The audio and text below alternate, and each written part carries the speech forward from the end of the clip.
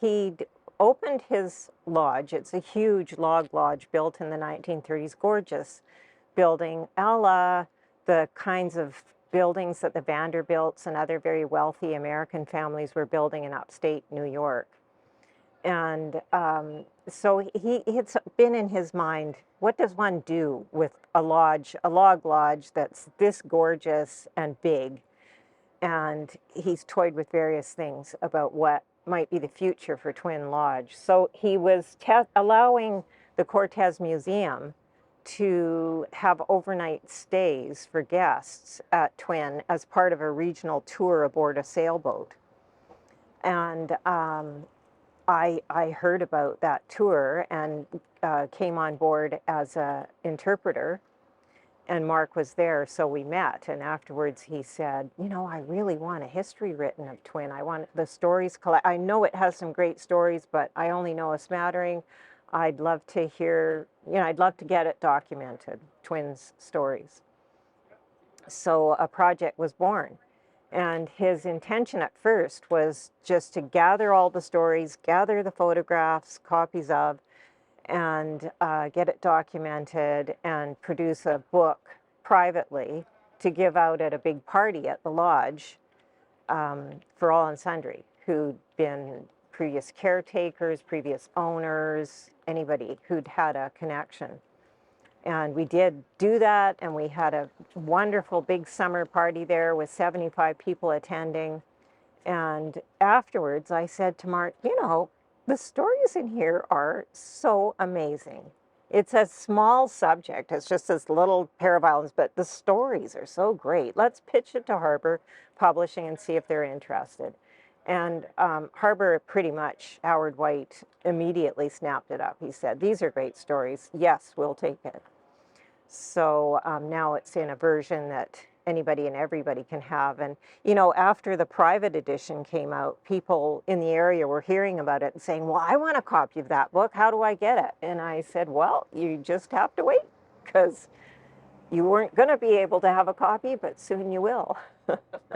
Well, you know, the folks who built the lodge in the 1930s, they were Americans, but they had lived most of their adult lives in Japan, where they had a large import business that had been extremely successful.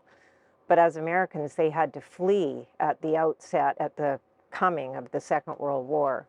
And so they bought Twin and built this lodge that's still there. And largely intact, exact same furniture that was built for the lodge, everything, the light fixtures, everything is the same. It's quite incredible.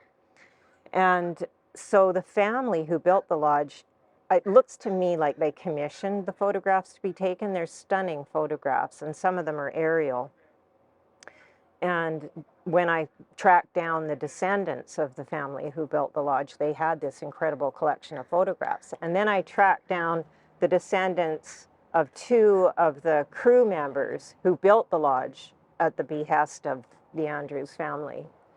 And they had photographs as well. And then what was fun is we took the Andrews photographs and put them in cloud storage, and took the Rasmussens and other descendants of builders onto cloud storage, and they both got to look at each other's photographs.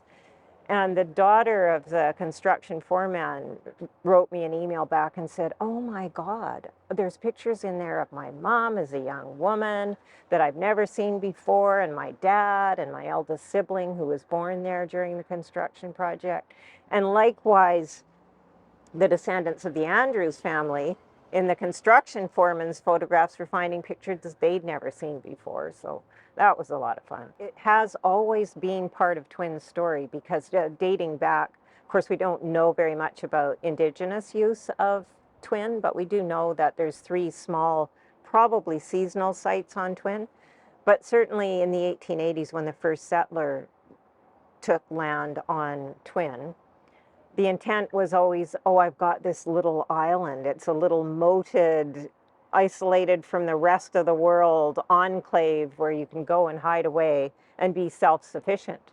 So that's always been part of Twin's story. And it was thus for the Andrews family from the 1930s trying to hide out from the Second World War in a way. They definitely set it up so that it was entirely self-sufficient with huge big garden and orchards and everything that they needed. And it was state of the art then. It was, the construction crew had never installed plumbing, electricity, oil furnaces. That just had never, they'd never done that. They lived, most of them in Lund, and they'd just never done anything like that before. They're just regular sized kayaks. So there's 6 of us going, and we're going to Craycroft Island because one of my next book projects that's in the works is a history of the Broughton Archipelago and the mainland inlets, Kinkum, Knights Inlet, and so on.